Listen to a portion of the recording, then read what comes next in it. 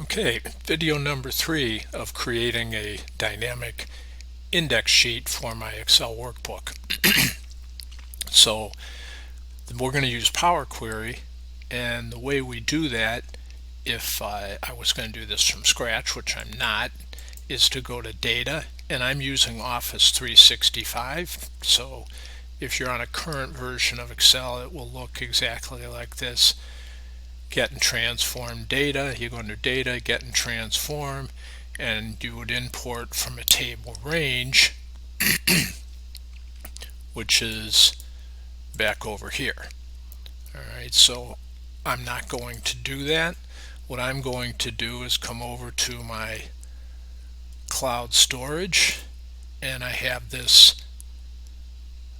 available to me, which is going to be made available to you as well. I'm going to download this. So download the file, and then move that out of here.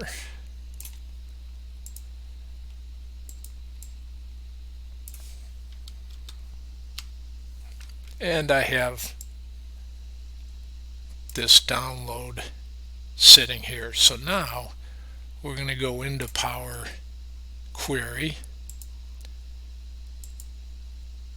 Queries and Connections. Just I want to be able to see it. And you can see there's nothing there. So now I'm going to go into data again, and I'm going to click on existing connections. I'm going to say browse for more. We're going to browse over to downloads, and there's my file. And I'm going to open that file. Now what do I want? I want a table.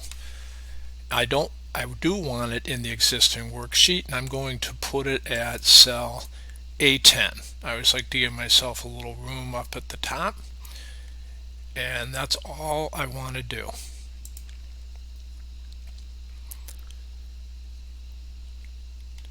And there is my starting point for the table. And you can see as I'm adjusting these things that my button up top is not changing, and that's because I set the properties. So the first thing I like to do is change the table design.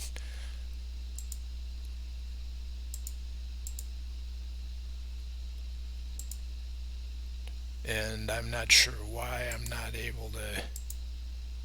Let's just say I want it to look like that. And you can see that I have a link problem. So in my query, which you'll see in a second, I have a conditional check that says, will this link work when I create? I'm going to add a hyperlink here, and we'll go through that in the next video so that I can quickly link to the worksheet and come back to my index. So you can see that this doesn't work in certain places, and the reason is because there's spaces or some character that will cause the hyperlink not to work. So let's take a quick look at what the query is actually doing. So now I'm in the query editor, and all I've done is in the current workbook I grab sheet list, I change the type to text, I add the conditional column. I'm going to open that quickly, and you'll see that I've identified 4. If there's a space, if there's a period, a comma, and an ampersand, those for sure cause problems. If any of those are in there, it will return link problem, and if not, it will say okay. So that's a conditional test that I have included in the query, and it generates this column. And then I close and load that as a table, and we end up with this. So we've set up our table in video 1.